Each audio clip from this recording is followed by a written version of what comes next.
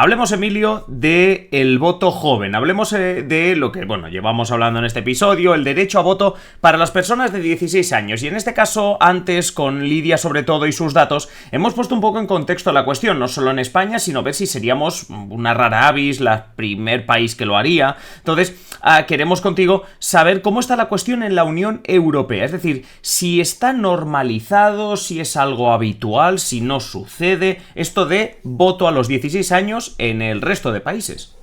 Yo no diría normalizado, pero sí es un tema que poco a poco va ganando peso sobre todo cuando se acercan escenarios electorales. Es verdad que vamos hacia unas elecciones europeas que son más jugosas para este tipo de cuestiones, porque al final se vota en todos los Estados miembros a la vez.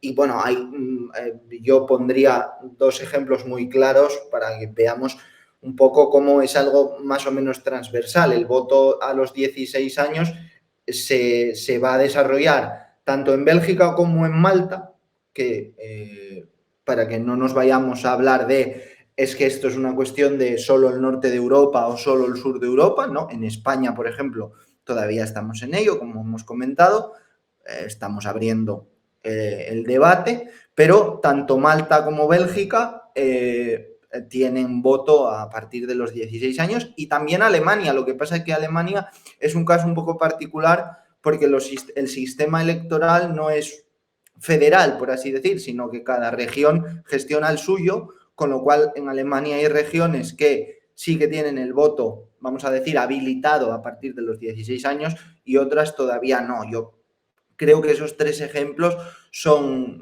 bastante interesantes. Es verdad que el debate pues, está abierto en otros países. Italia y Francia parece que para sus próximas elecciones generales pueden abrir también la mano, por así decir, o ampliar la edad de derecho al sufragio activo, ¿no? Pero de momento con cuentagotas.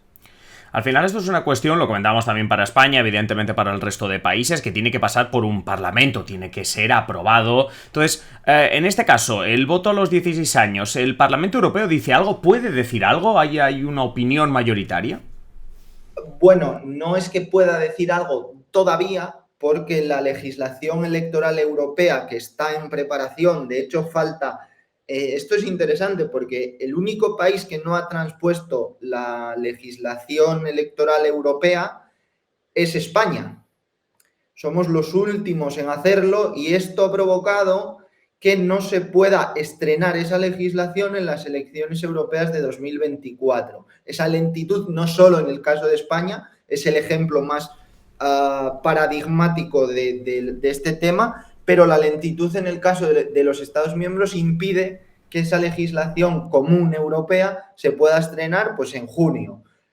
La idea, si no pasa nada raro, es que sí se pueda inaugurar ese paraguas electoral para 2029. Pero de momento son las autoridades nacionales las que marcan los pasos. Siempre digo una cosa, yo creo que lo he comentado aquí, que las elecciones europeas en realidad son 27 elecciones diferentes.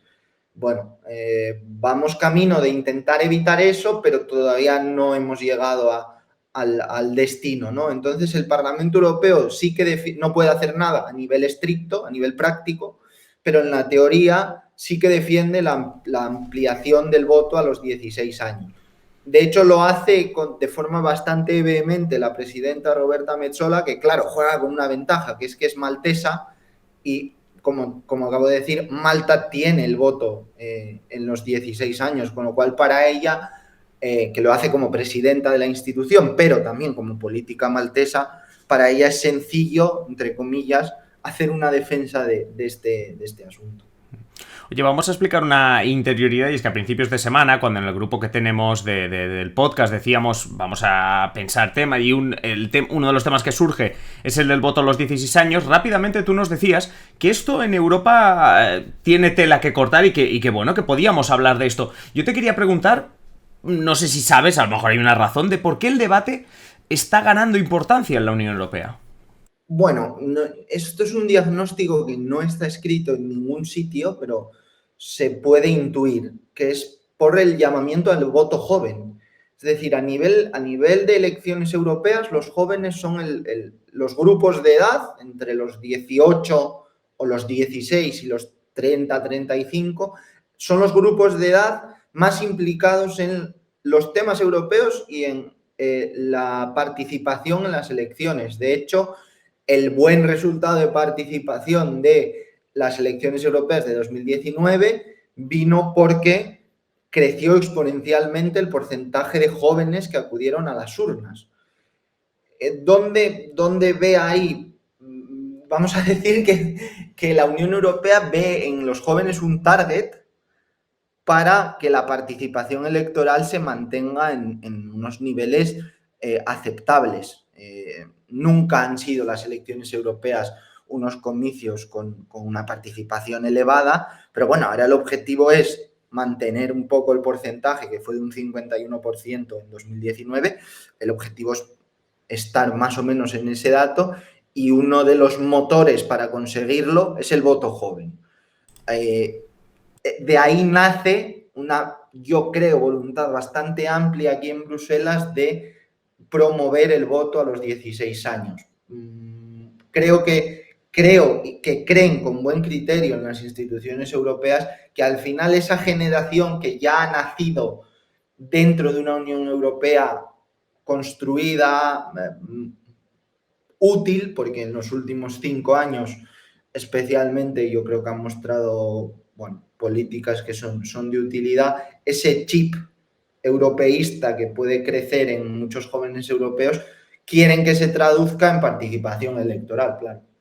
Y no hay nada que decir de las campañas que están haciendo en redes sociales últimamente, que claramente buscan centennials. Ya las comentaremos también. Sí, hombre, ya las comentas. Centennials, millennials muy joven, pero sobre todo centennials.